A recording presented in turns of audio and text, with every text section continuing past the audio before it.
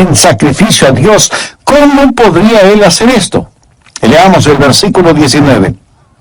Pensando que Dios es poderoso para levantar aún de entre los muertos, de donde en sentido figurado también le volvió a recibir. Mi amigo, le puedo asegurar que Dios le mandará pruebas y dificultades para ver si su fe es verdadera, genuina. Las pruebas, las dificultades y tentaciones son de dos clases. El diablo nos empuja, nos tienta a que hagamos lo malo y causa nuestro tropiezo. Dios nos prueba para que hagamos lo bueno y causa que estemos firmes. Y lo que Dios quiere hacer es que nuestra fe sea fuerte y pura. Anota el margen en el siguiente versículo, 1 de Pedro 1:7. Para que sometida a prueba vuestra fe, mucho más preciosa que el oro, el cual, aunque perecedero se prueba con fuego, sea hallada en alabanza, gloria y honra cuando sea manifestado Jesucristo. Cuando el Señor venga, no me gustaría tener una fe pura, como oro refinado. Entonces Dios va a tener que poner su fe en el fuego. Algunos de ustedes seguramente tienen su fe en el fuego ahora mismo. Están sufriendo pruebas, vicisitudes. Dios no intenta hacerle daño. Dios quiere que usted entienda si tiene o no una fe genuina. Ahora las tentaciones de Satanás están bien estandarizadas, pero las pruebas que vienen de Dios, esas son hechas a la medida. Dios sabe dónde está usted, conoce sus circunstancias y Dios puede ponerle a prueba. Lo que estamos viendo en el Nuevo Testamento es un comentario de una historia en el Antiguo Testamento. Para entender lo que dice Hebreos 11, hay que ir al Antiguo Testamento. Así que vamos al libro de Génesis, capítulo 22. Veamos lo que sucedió cuando la Biblia dice que Dios puso a prueba a Abraham. Génesis 22, empezando en el versículo 1. Aconteció después de estas cosas que probó Dios a Abraham y le dijo: Abraham. Y él respondió: heme aquí. Y dijo: toma ahora tu hijo, tu único Isaac, a quien amas. De paso le diré que esta es la primera vez que la palabra amor aparece en la Biblia. Y vete a tierra de Moria, y ofrécelo allí en holocausto sobre uno de los montes que yo te diré. ¿Puede imaginarse esto? Dios le dijo a Abraham: toma a tu hijo y ofrécelo como un sacrificio. Sigamos leyendo, versículo 3. Y Abraham se levantó muy de mañana y enalbardó su asno, y tomó consigo 2 siervos suyos, y a Isaac su hijo, y cortó leña para el holocausto, y se levantó, y fue al lugar que Dios le dijo. Al tercer día alzó Abraham sus ojos, y vio el lugar de lejos. Entonces dijo Abraham a sus siervos: esperad aquí con el asno, y yo y el muchacho iremos hasta allí y adoraremos. Ahora note la siguiente frase: y volveremos a vosotros. Dios le dijo a Abraham que sacrifique a Isaac. Y Abraham le dice a sus siervos: esperen aquí. Mi hijo y yo vamos a ir a adorar a Dios y luego volveremos. Y esa palabra volveremos quiere decir que él tenía la seguridad de que él e Isaac regresarían juntos. Sigamos leyendo en Génesis 22 desde el versículo 6. Y tomó Abraham la leña del holocausto y la puso sobre su hijo Isaac. Y él tomó en su mano el fuego y el cuchillo, y fueron ambos juntos. Entonces habló Isaac a Abraham su padre y dijo: Padre mío. Y él respondió: heme aquí, mi hijo. Y él dijo: he aquí el fuego y la leña, mas ¿dónde está el cordero para el holocausto? Y respondió Abraham: Dios se proveerá de cordero para el holocausto, hijo mío. E iban juntos. Y cuando llegaron al lugar que Dios le había dicho, edificó allí Abraham un altar, y compuso la leña, y ató a Isaac su hijo, y lo puso en el altar sobre la leña. Y extendió Abraham su mano, y tomó el cuchillo para degollar a su hijo. Entonces el ángel de Jehová le dio voces desde el cielo, y dijo: Abraham, Abraham. Y él respondió: heme aquí. Y dijo: no extiendas tu mano sobre el muchacho ni le hagas nada, porque ya conozco que temes a Dios, por cuanto no me rehusaste tu hijo, tu único. Entonces alzó Abraham sus ojos y miró, y he aquí a sus espaldas un carnero trabado en un zarzal por sus cuernos. Y fue Abraham y tomó el carnero y lo ofreció en holocausto en lugar de su hijo. Y llamó a Abraham el nombre de aquel lugar, Jehová proveerá. Por tanto se dice hoy, en el monte de Jehová será provisto. Amigo, esta es una historia increíble. Dios nunca antes había ordenado ningún sacrificio humano, y ahora le ordena a Abraham que tome al hijo de la promesa, su amado hijo, y que lo sacrifique. Ahora, los teólogos liberales tratan de explicar este evento negándole realidad. Pero usted no puede decir que cree en la infalible palabra de Dios y negar que esto haya sucedido. Otros que dudan de la soberanía de Dios dicen que Dios no pudo haber hecho esto. Pero escúcheme con atención. Dios es un Dios soberano y Él puede hacer lo que se le antoje. Amén. Él no tiene que pedir permiso ni a usted ni a mí para hacer lo que quiera hacer. La orden fue dada. Toma ahora tu hijo. Recuerde que este hijo, Isaac, tuvo un nacimiento milagroso. Es el hijo de la promesa. Es el hijo amado. Y la Biblia dice que Abraham, sin ningún titubeo, se dirigió hacia el monte Moria. Y Abraham se levantó muy de mañana. Él comenzó a hacer, sin ninguna vacilación, exactamente lo que Dios le había dicho que haga. Usemos nuestra imaginación. Se puede imaginar a Abraham e Isaac la noche anterior sentados frente al fuego. Se puede imaginar lo que Abraham habrá sentido, mirando el rostro de su querido hijo, preguntándose cómo le diría lo que tenía que decirle, cómo explicarle. ¿Qué es lo que dirá Isaac a todo esto? ¿Sería capaz de soportar su mirada? Amigo, póngase por un instante en el lugar de Abraham. Dios va a probar su fe pidiéndole que haga algo que a lo mejor le sorprenda. No que renuncie a las cosas malas y equivocadas, eso debe hacer el creyente en forma diaria, sino que renuncie a las cosas buenas. Sería relativamente fácil si Dios nos pidiera renunciar a las cosas malas, renunciar a la mentira, al robo, a la murmuración y al orgullo, y así demostramos que le amamos. Pero no es eso lo que Dios está pidiendo. Dios le había dado a Abraham una posesión maravillosa, un hijo. Dios le había dado a Abraham un programa, haré de ti una gran nación, y Dios le había dado a Abraham una promesa, lo haré. Pero ahora parece que Dios está pidiéndole a Abraham que le devuelva todo eso. Ahora, hay algunas cosas a las que renunciamos por el Señor.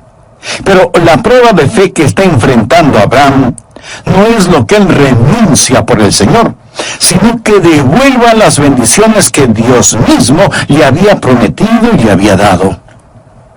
Voy a hacerle una pregunta con la que estuve luchando antes de preparar este mensaje. ¿Está usted listo a devolverle a Dios sus bendiciones? Note que no estoy preguntando si está usted listo a renunciar a sus pecados. ¿Está usted listo a devolverle a Dios las bendiciones que le ha dado? Eso es lo que Dios le pidió a Abraham que haga. Hoy quiero dejar 3 preguntas en su corazón para ver si su fe puede pasar la prueba. Primera pregunta. ¿Puedo confiar a Dios las posesiones que Él mismo me ha dado? Retornemos al libro de Hebreos capítulo 11, versículo 17. Por fe Abraham, cuando fue probado, ofreció a Isaac. Y el que había recibido las promesas ofrecía a su unigénito. Ahora, la prueba era sobre el regalo que Dios le dio a Abraham. ¿Por qué esa prueba? Podría haber sido que Abraham estaba amando más a Isaac de lo que amaba a Dios. ¿Sería acaso que estaba amando más al regalo que al dador del regalo? Podría haber sido que Dios ahora ocupaba el segundo lugar. Los ángeles dijeron que la prueba era para saber si eso era verdad o no. Amigo, déjeme decirle algo acerca de Dios. Dios nunca, escúcheme bien, Dios nunca aceptará el segundo lugar en su vida detrás de alguien más o de algo más. Muchos de nosotros queremos darle a Dios un lugar en nuestras vidas. Y quiero decir muy enfáticamente que Dios no quiere un lugar en su vida. Y usted dice, entonces le daré la prominencia en mi vida. Amigo, Dios no quiere prominencia en su vida. Dios desea, se merece y demanda preeminencia en su vida. Él jamás será un Dios a medio tiempo compartiendo el trono con alguien más. Y si bien es cierto que muchos de nosotros queremos tener a Dios en nuestras vidas, ¿cuántos de nosotros decimos, Señor, te amo en forma suprema? Debemos tener cuidado de que nuestras bendiciones no se tornen maldiciones. Anote al margen el siguiente versículo, Malaquías 2:2. Si no oyereis, y si no decidís de corazón dar gloria a mi nombre, ha dicho Jehová de los ejércitos, enviaré maldición sobre vosotros. Ahora ponga mucha atención a lo que sigue.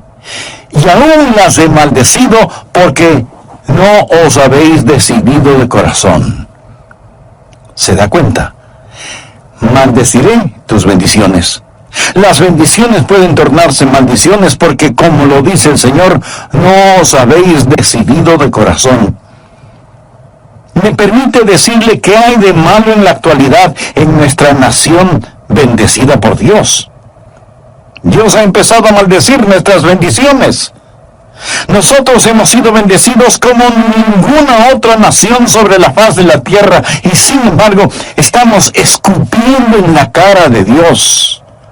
Más vilezas, más inmoralidad, más asesinatos de los que no nacen, más desprecio por Dios, más arrogancia caminando sobre la tierra. Hemos puesto a Dios a un lado y nos hemos concentrado en vanagloriarnos con nuestras bendiciones. Mi país ha sido sumamente bendecido, pero temo que Dios comenzará a cambiar nuestras bendiciones en maldiciones a menos que retornemos hacia el todopoderoso Dios. ¿Eso no le asusta a usted? Pues a mí sí. Dios no aceptará el segundo lugar detrás de alguien o de algo. Abraham no hizo nada de malo al amar a su hijo. Yo amo a mis hijos con todo mi corazón. De hecho, nadie puede amar a sus hijos verdaderamente hasta que aprenda a amar a Dios como se debe. Dios no le preguntó a Abraham si es que amaba a su hijo. Él sabía que Abraham amaba a su hijo. Lo que Dios quería saber es si es que Abraham le amaba a él más que a su hijo. Después de la resurrección, Jesús le preguntó a Simón Pedro, Simón, hijo de Jonás, ¿me amas más que estos? Algunas personas piensan que Jesús quiso decir, me amas más de lo que los otros discípulos me aman. Yo no creo que es así. Pienso que Jesús está allí, parado en la playa, hablando con Simón, y le pregunta, Simón, ¿me amas más que tus hermanos? ¿Me amas más de lo que amas la pesca, y el barco, y las redes, y esta forma de vida?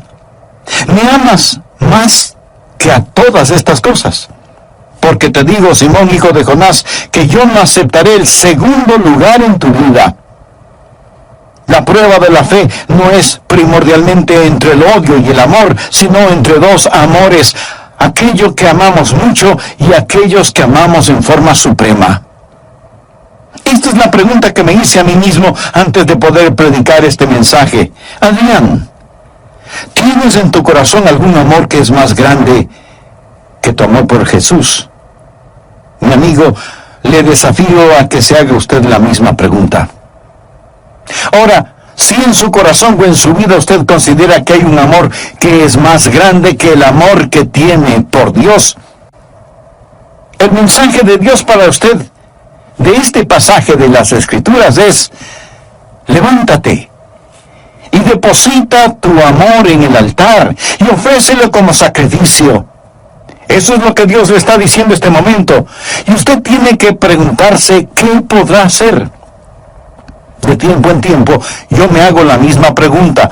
Cuando pienso que a lo mejor mi corazón se está enfriando hacia Dios, o cuando me estoy volviendo descuidado, o superficial, o muy profesional en mi ministerio, busco estar a solas y no hago una lista de mis pecados. Esos son relativamente fáciles de enfrentarlos, pero hago una lista de mis bendiciones, mi vida, mi familia, mi salud, mi amada esposa, mis hijos, mis preciosos nietos, mi conocimiento de la palabra de Dios, mi habilidad para predicar la palabra, el regalo de ser pastor de esta iglesia bautista Bellevue, la casa, la ropa, cualquier plan de retiro y todo esto lo deposito ante Él.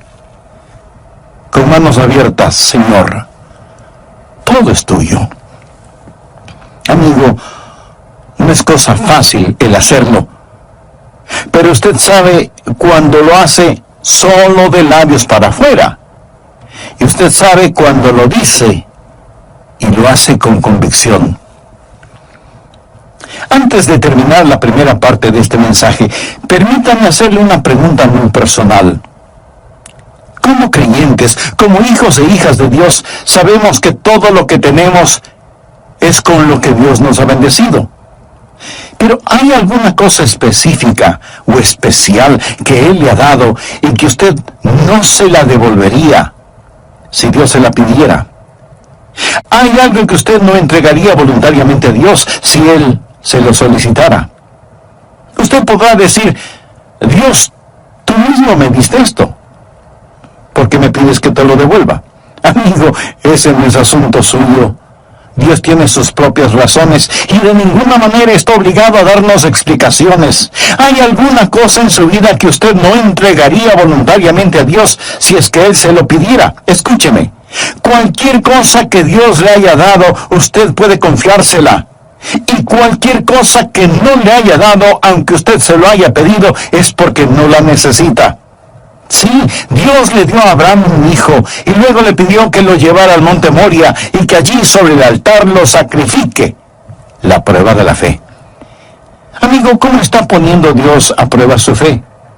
O tal vez, más bien debo preguntar, ¿tiene usted fe en Dios? ¿Cree usted en Dios?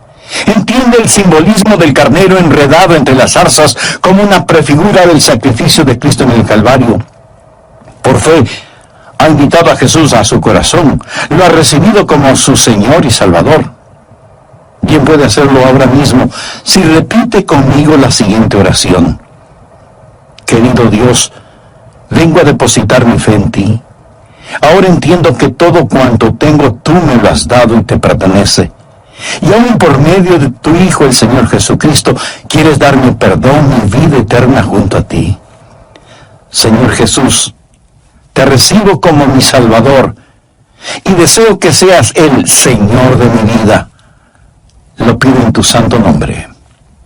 Amén. Siervo de Dios, Warren Wiersbe. La fe que no puede ser probada, no puede ser confiada. Y eso es absolutamente cierto. Por ejemplo, si usted necesita una intervención quirúrgica, ¿se dejaría operar por un doctor que es un mal cirujano? Probablemente no. ¿O aceptaría viajar en un avión que nunca ha sido probado? Mi amigo, todos los seres humanos queremos tener una fe confiable. Por eso, la fe que no puede ser probada no puede ser confiada. Ahora bien, le puedo asegurar que Dios le mandará pruebas y dificultades para ver si su fe es verdadera, genuina. Las pruebas, dificultades y tentaciones son de dos clases. El diablo nos empuja a que hagamos lo malo y causa así nuestro tropiezo espiritual. Dios nos prueba para que hagamos lo bueno y causa así que estemos firmes en nuestra vida espiritual.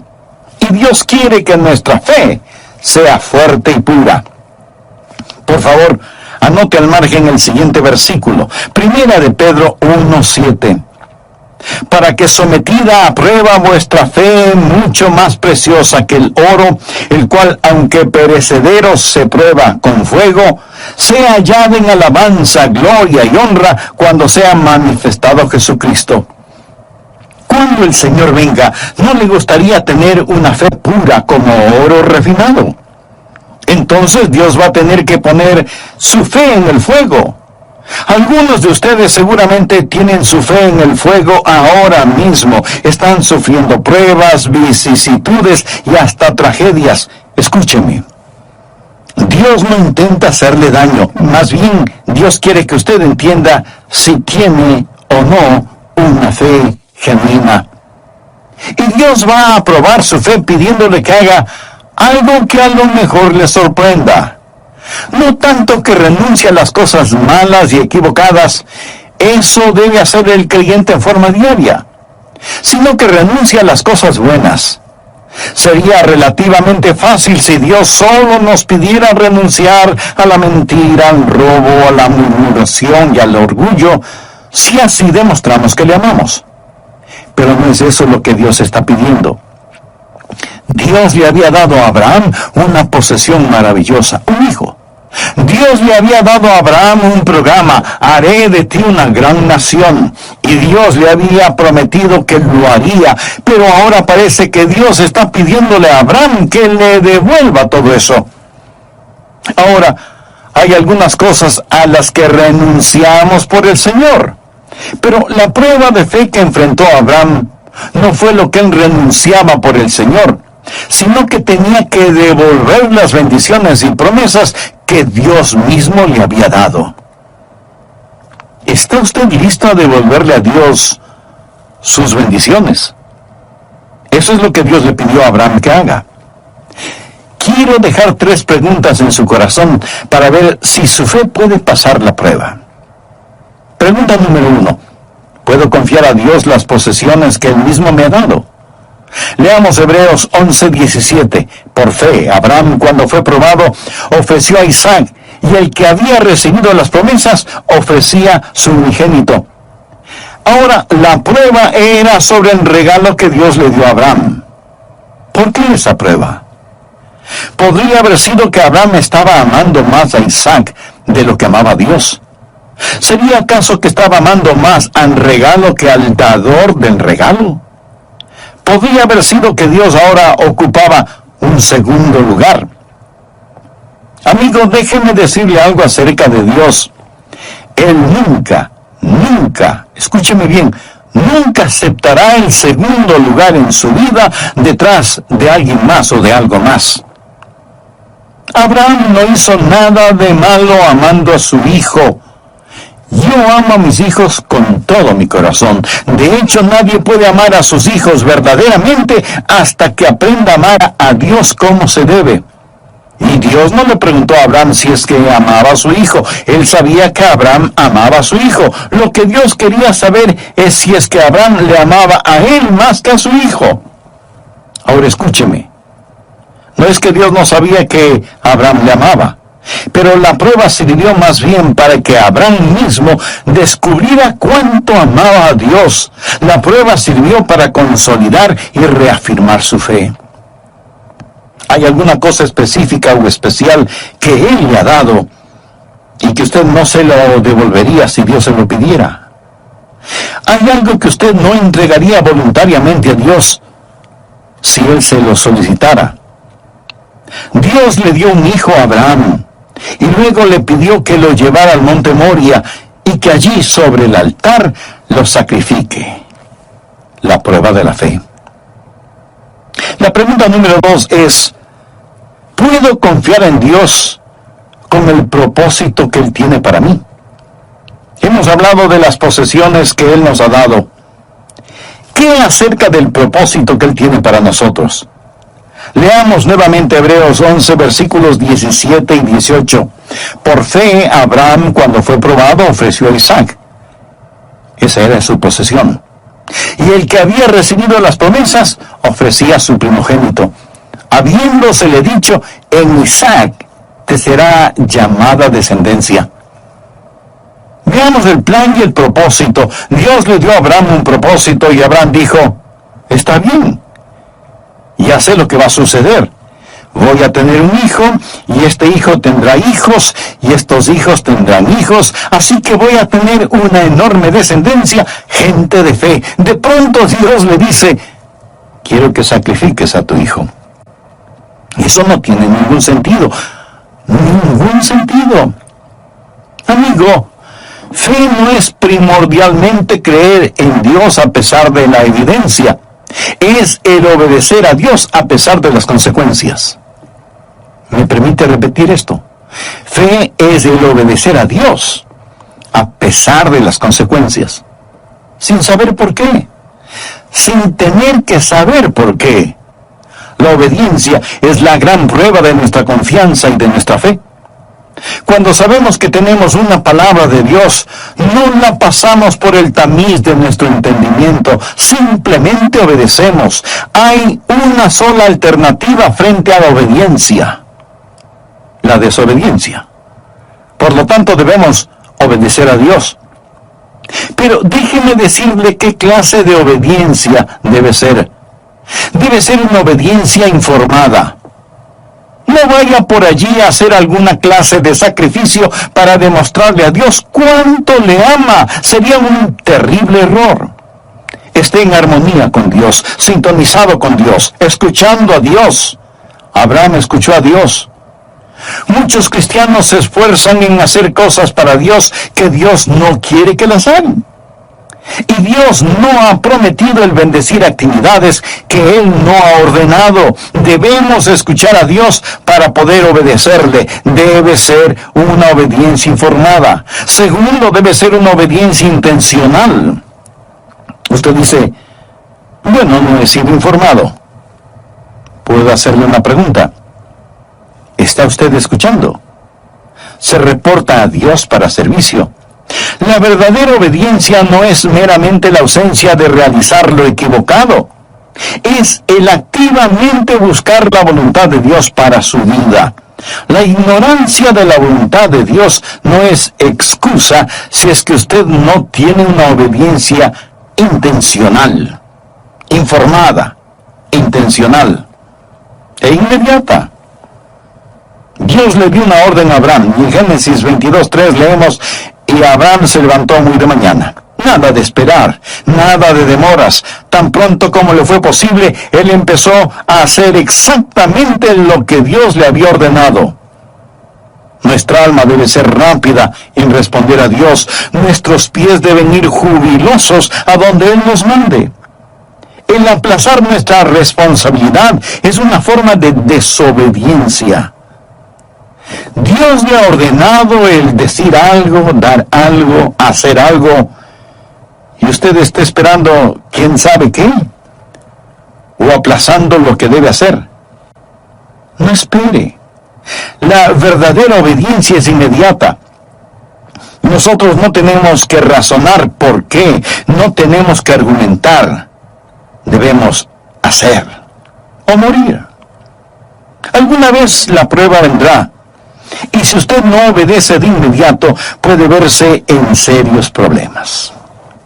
Permítame relatarle algo. Cuando estaba en el colegio, pastoreaba una pequeña iglesia. 40 o 50 personas, era una muy buena asistencia al servicio dominical. Yo amaba a esos hermanos y ellos me amaban también. Cuando me gradué en el seminario, un par de pequeñas iglesias en la Florida me ofrecieron el pastorado. Sus cartas me llegaron el mismo día, y ambas decían prácticamente lo mismo. Hermano Rogers, creemos que usted debe ser nuestro pastor porque hemos orado sobre este asunto. Bueno, una de las cartas debía estar equivocada. Personalmente creía que ambas estaban equivocadas. Así que les contesté, muchas gracias, pero no, gracias. La pequeña iglesia de Fort Pierce me volvió a escribir. La asistencia dominical en esa iglesita era menos de 100 personas. Y en su carta me dijeron, hermano, creemos que usted es el hombre de Dios para nosotros. Y yo no pude sacar eso de mi corazón, aunque francamente, después de 8 años de estudio, yo esperaba tener una congregación de más de 100 personas.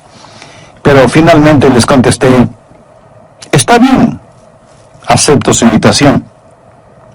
Y a los hermanos de la pequeña iglesia de Waveland, en Mississippi, les dije, hermanos, Dios me ha llamado a otra iglesia y debo ir. Yo sabía que algunos de ellos iban a oponerse, así que traté de ser algo poético cuando dije: una mano perforada me señala el camino hacia la Florida y debo ir. Y pensé, ¿quién puede oponerse a una mano perforada? Y esa fue la retórica que utilicé esa mañana. Pero yo no le había dicho a la iglesia de Fort Pierce cuándo iría. Sin embargo, ya tenía su oferta. Después del culto dominical, fui a casa y antes de comer recibí una llamada telefónica de uno de los miembros del comité de púlpito de la primera iglesia bautista de una de las grandes ciudades de la Florida. Me dijo: hemos oído acerca de usted y queremos que venga para que sea nuestro pastor. Me habló del personal de la iglesia, del presupuesto, de los beneficios que yo tendría. Pero yo le había ofrecido ir a la pequeña iglesia de Fort Pierce. Le digo, si Dios lo hubiera escrito en grandes letras sobre la pared de la iglesia, no hubiera sido tan obvio. Dios me estaba diciendo: Adrián, esta es una prueba. No la eches a perder. Así que le dije al hombre que me llamó: hermano, gracias.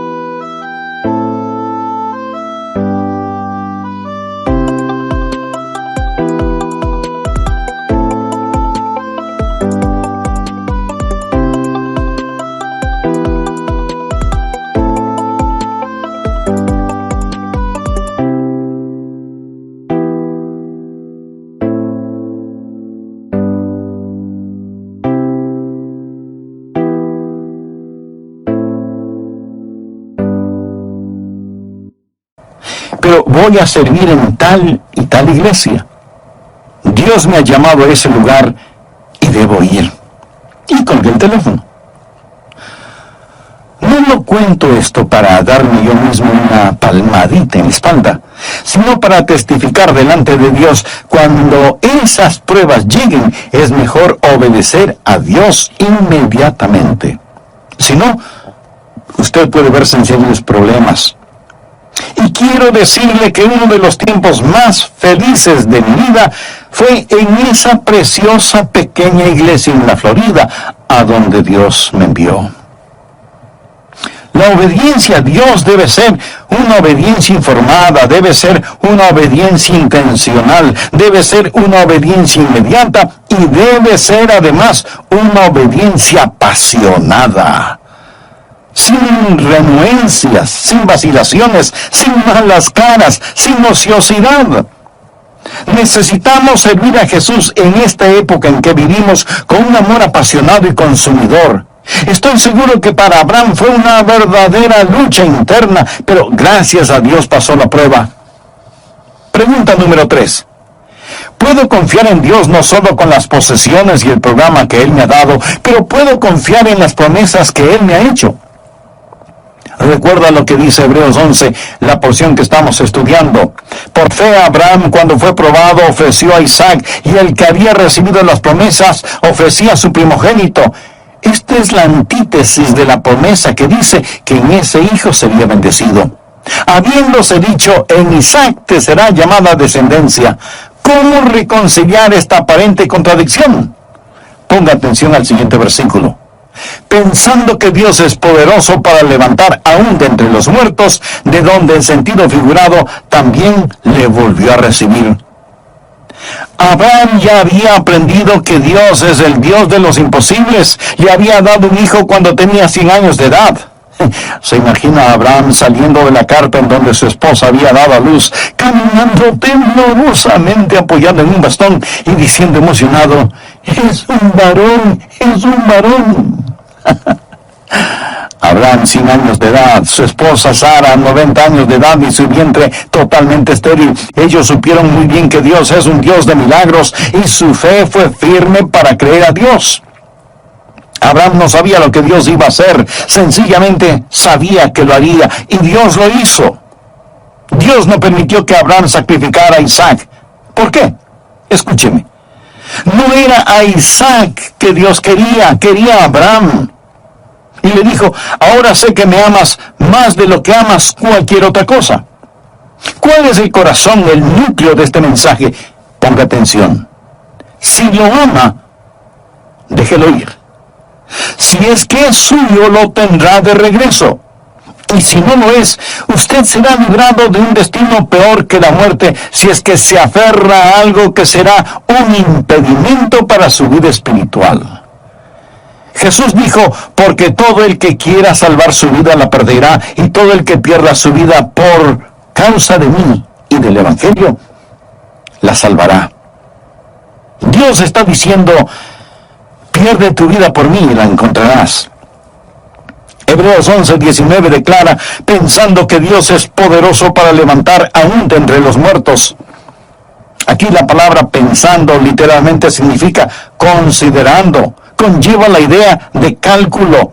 Es la palabra griega de donde tenemos las palabras logística y lógico. Abraham está considerando la situación y dice, Señor, tú me diste este hijo, te lo puedo confiar. Dios, tú tienes un propósito, puedo confiar en ti. Tú me hiciste una promesa y sé que mantendrás tu palabra porque tú no mientes. No tengo que entenderlo, no tengo que filtrarlo por el tamiz de mi conocimiento. ¿Y sabe qué? Dios le devolvió su hijo. Y Abraham llamó a ese lugar Jehová Jireh, o sea, Dios proveerá. Allí había un carnero que tomaría el lugar de Isaac. No estuvo ni antes ni después de ser necesario, porque Dios siempre está a tiempo.